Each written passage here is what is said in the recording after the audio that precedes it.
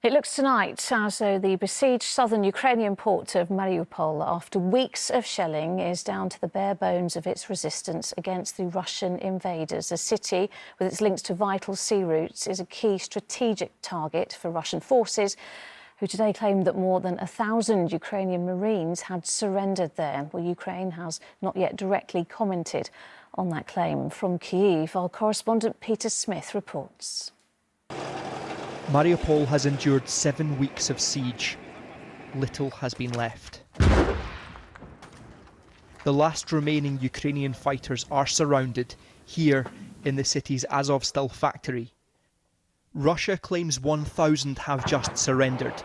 Now Ukraine's president is pleading with the West for more weapons to win this war. Freedom must be armed better than tyranny. Western countries have everything to make it happen. The final victory over the tyranny and the number of people saved depends on them.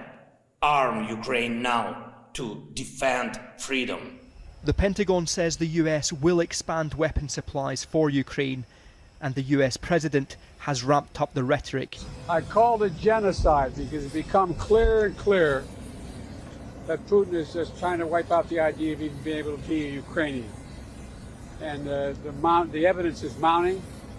It's different than it was last week. The more evidence is coming out of literally the horrible things that the Russians have done in Ukraine. When accusing Russia of genocide in Ukraine, this is what President Biden is referring to. Today, another mass grave uncovered in Bucha. But when the French president was asked if he would use that word, he refused.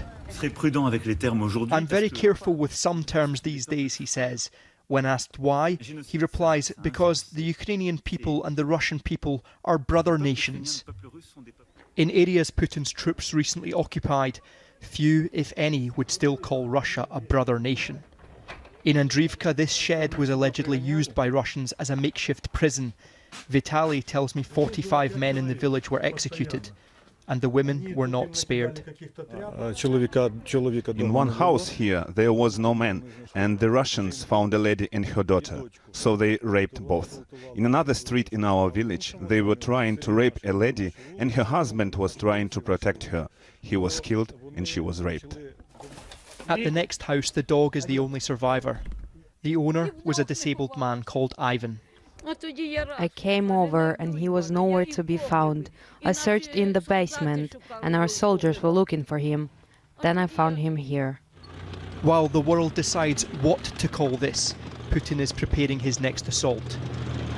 New satellite images from inside Russia show military build-up. Columns already amassed on Ukraine's border. Phase 2 of this invasion is on the way. Peter Smith, ITV News, Ukraine.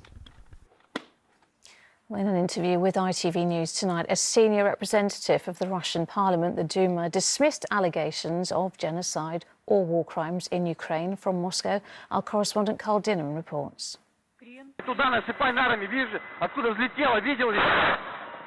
The Russian Ministry of Defense released dramatic footage of its helicopters in action over Ukraine today. They maintain their operations are going to plan. And despite the accusation of genocide from President Biden, President Putin, when he appeared, spoke only about the economy. Of course, the current situation creates some difficulties, he said, but we have all the resources and opportunities to quickly find solutions. But in a virtual press conference, the Ministry of Foreign Affairs spokeswoman did respond. President Biden has accused Russia of genocide. How do you respond to that very serious accusation? Can you remember a year without accusation that our country is guilty of something? There was no such year for the past 15 years, none. Every year we were guilty of something. After the claims, they never gave the evidence to prove them. Russians hear little of the evidence of allegations of war crimes on state media, but they are told again and again that the atrocities have been faked. Alexei Chepa is the deputy chairman of the Duma Foreign Affairs Council. I put evidence of Russian killings in Bucha to him. There have been satellite images of bodies in the streets at a time when the Russian forces occupied Bucha. Убрать эти трупы, если они были бы, To take these bodies away, he said, if they had been there, could have been done in half an hour. You can put them in a van with no problem. Half an hour. It is absurd. There's no logic. No one is trying to investigate. Not only do the Russians deny any responsibility for war crimes in Ukraine, they deny that there have been any, other than those they say the Ukrainians have inflicted on themselves. Carl Dinnan, ITV News, Moscow.